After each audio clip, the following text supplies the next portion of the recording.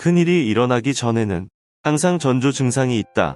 하인리히 법칙. 하늘은 큰일을 맡기고자 하는 사람에게 먼저 그 사람의 마음과 의지를 고통스럽게 한다. 맹자. 누구에게나 기회는 주어진다. 하지만 기회를 알아보는 판단력과 기회를 잡아내는 타이밍이 중요하다. 그래서 항상 준비를 하고 있어야 한다. 첫 번째, 부자들이 하는 말을 메모한다. 부자들에게는 공통점을 많이 찾아볼 수 있다. 그리고 우리에게 비슷한 메시지를 전달한다. 아침에 일찍 일어난다. 명상을 한다. 목표를 적는다. 독서를 한다. 산책을 한다. 시원하게 샤워를 한다.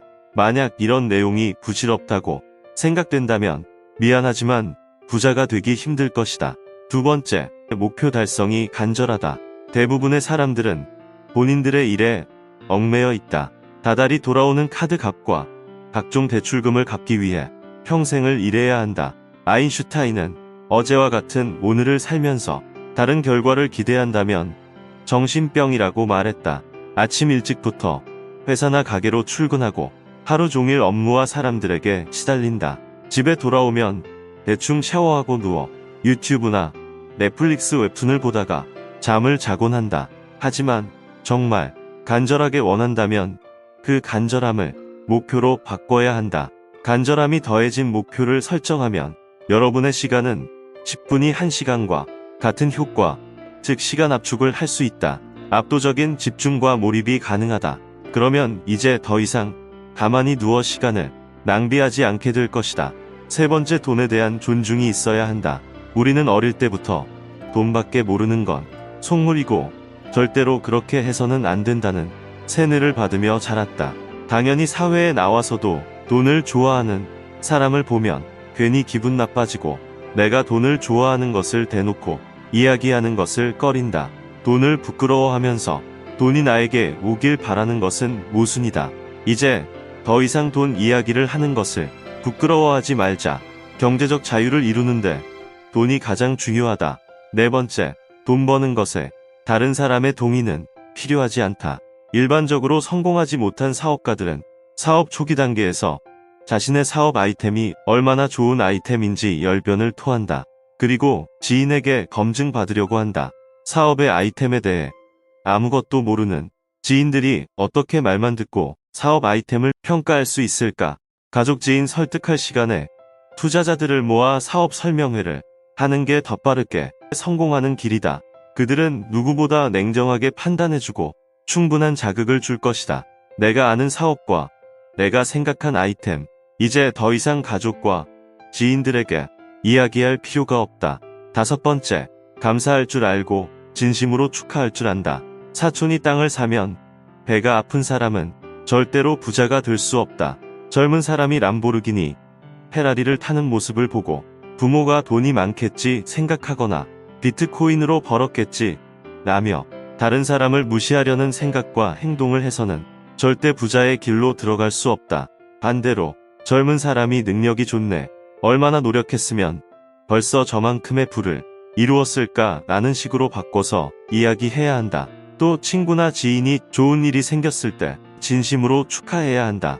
모든 축하, 감사하는 마음, 시기, 질투는 결국 돌고 돌아 자신에게 되돌아온다.